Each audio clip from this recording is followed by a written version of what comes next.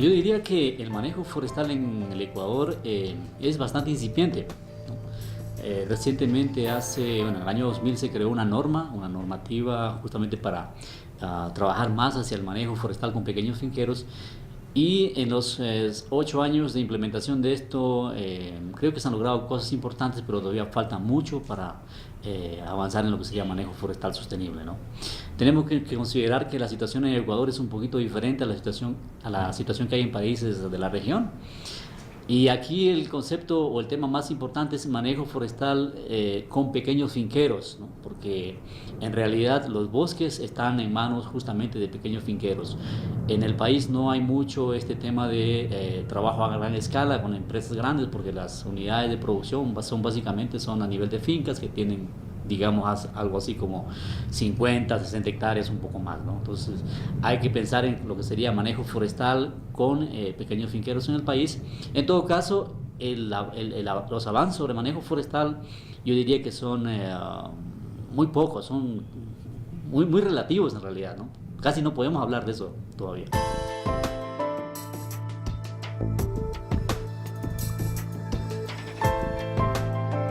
En la Amazonía hay algunos esfuerzos justamente hacia lo que es la implementación de la norma actual. Claro, y para hablar de manejo forestal sostenible tenemos que hablar un poco más allá de la norma, ¿no? Porque con la normativa actual, la aplicación de la normativa actual en sí no es es una herramienta para avanzar en lo que es manejo forestal, pero por sí sola no ayuda, ¿no? Entonces tenemos que conjugar otras sinergias, otras actividades complementarias, como por ejemplo la gestión de las comunidades, cómo la gestión en lo que es el uso del suelo, en lo que es el uso del bosque, cómo las comunidades pueden pueden organizarse, pueden estructurarse para hacer el manejo de sus bosques. Entonces, por un lado, la normativa, ¿sí? Pero por otro lado, cómo las comunidades locales, ¿no? Pueblos de colonos o pueblos de comunidades indígenas, pueden organizarse para hacer la gestión de sus bosques. Y un tercer elemento que me parece que es importante es cómo también estas comunidades se pueden organizar hacia todo lo que es el tema de la cadena de comercio de la madera, ¿no? Como productos, ¿no? Complementariamente es necesario el esfuerzo de la autoridad ambiental, en este caso el Ministerio del Ambiente, principalmente ¿para qué? ¿No? Para hacer un mejor control de sus bosques, de los bosques públicos y privados, pero también para básicamente quitar los desincentivos que hay para que se haga el manejo del bosque. Pues, en este sentido yo creo que es necesario que el Estado, ¿sí?, hace control sobre la tala ilegal, sobre las prácticas de aprovechamiento de madera, pero que principalmente, ¿no?, quita los desincentivos que hay para el aprovechamiento de madera legal, porque actualmente quien quiere ser legal, ¿no?, en vez de tener ventajas, tiene desventajas, ¿sí? Entonces tenemos en este momento, para fomentar, digamos, el manejo forestal sostenible o trabajar en la aplicación de manejo forestal sostenible, el Estado, en este caso, debería quitar los desincentivos que estas prácticas, para las prácticas legales ahora existen. Por ejemplo, actualmente hay una competencia, ¿no?, entre lo que es madera legal y madera ilegal, ¿sí? Para hacer manejo forestal, para hacer aprovechamiento de madera legal, apegado a la norma, ¿no?, quien quiere hacerlo tiene que cumplir una serie de requisitos, ¿no? Hacer un programa de aprovechamiento, buscar los servicios de un profesional forestal para que hace el programa, para que le brinda el servicio de la regencia, pagar impuestos al Estado, ¿no? Esos deben hacerlo quien quiere hacer aprovechamiento de madera legal, ¿sí? La persona que saca madera ilegal no tiene que hacer ninguno de esos pasos, ¿sí? Entonces, ¿qué? Adicionalmente, ¿no?, el Estado, cuando una persona hace un programa de aprovechamiento, el Estado justamente direcciona todo su control en el bosque hacia esa finca, hacia esa persona. Los ilegales no tienen ese control en el bosque. Entonces, a eso es lo que quiero referirme. O sea, el hecho de que alguien quiere ser legal actualmente se convierte en una carga de trabajo. Hacer plan, programa, pagar impuestos, contratar un regente, sacar los guías, ir al ministerio, viajes, plata, etcétera, etcétera, ¿no? El ilegal no tiene nada que hacer, no hace absolutamente nada. Entonces, Y el control básicamente se está haciendo actualmente al legal. Entonces deberíamos cambiar esa situación, revertir ese escenario, ¿no? De que el control no solamente se lo haga legal, ¿sí? Sino que el control también se lo haga hacia el ilegal, pero en el bosque, ¿no?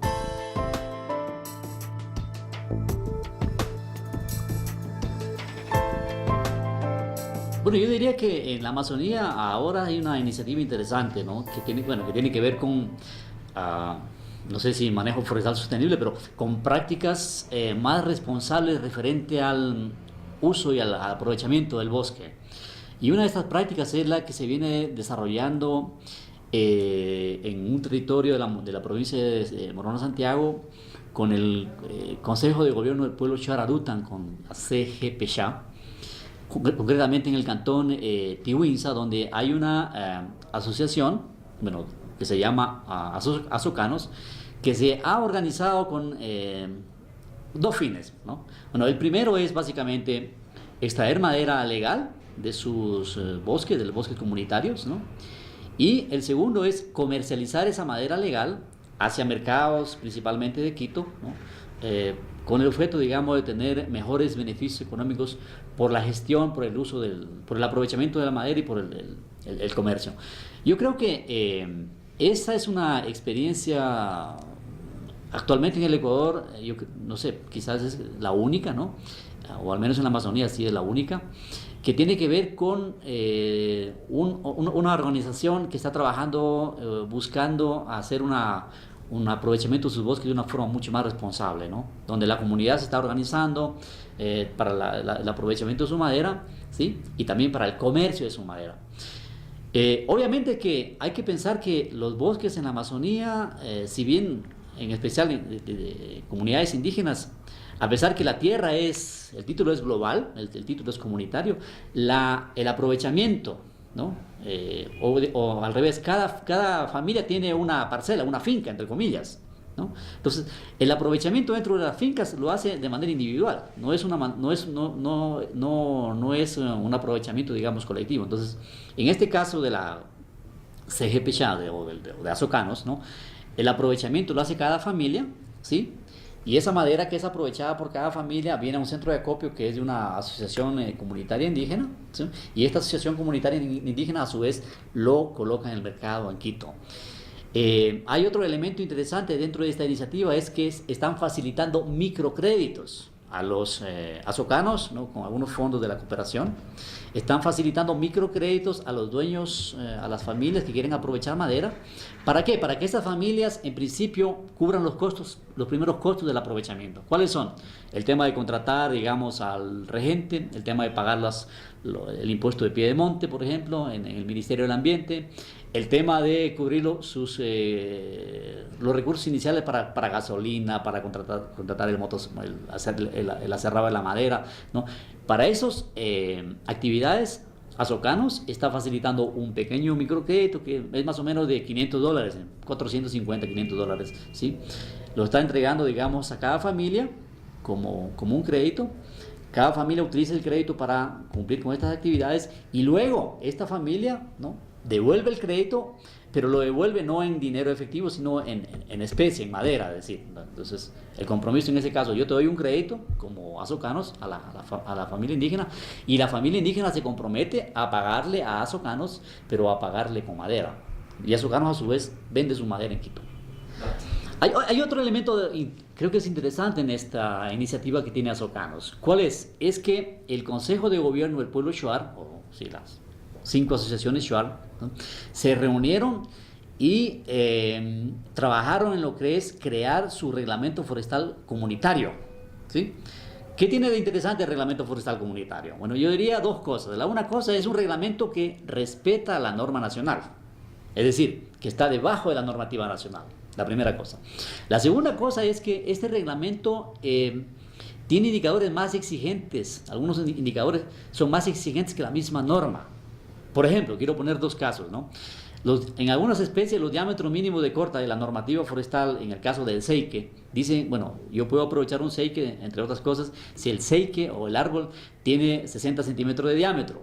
En la normativa del reglamento forestal comunitario, el diámetro mínimo para aprovechamiento de esta especie es de 80 centímetros. ¿no? Un ejemplo. El otro ejemplo es que en el tema de pendientes, áreas en las cuales yo puedo hacer, digamos, aprovechamiento forestal. La normativa actual dice que se pueden aprovechar árboles, inclusive en pendientes de 70 grados de inclinación, ¿no? La normativa o el reglamento comunitario dice que se pueden aprovechar árboles hasta un 35% de pendiente. Si la pendiente es mayor a 35 grados, ya no se pueden aprovechar. Entonces, esas para mí son cosas importantes. Al otro lado también el hecho de que haya una normativa, no normativa, sino un reglamento forestal comunitario, ¿no? Genera un sentimiento de apropiación diferente a la normativa nacional, ¿no? Entre comillas, para la gente de las comunidades y para mucha gente amazónica que está en los bosques, la normativa fue hecha por el ministerio, fue hecha en Quito, fue hecha por personas ajenas al ambiente amazónico, ¿no?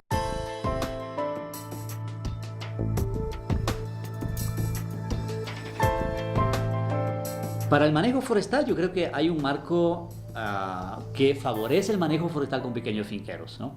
La primera cosa es que existe una norma justamente diseñada para promover, digamos, para facilitar que el dueño del bosque a nivel del campo, bueno, colono indígena, pueda hacer un aprovechamiento y un manejo de su bosque. Para eso justamente se ha creado el concepto de programa simplificado, ¿no?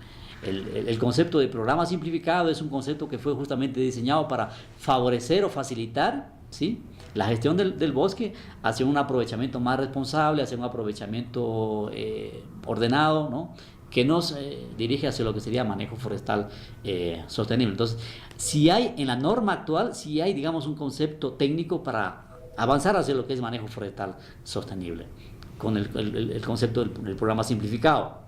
El programa simplificado y pequeño finquero.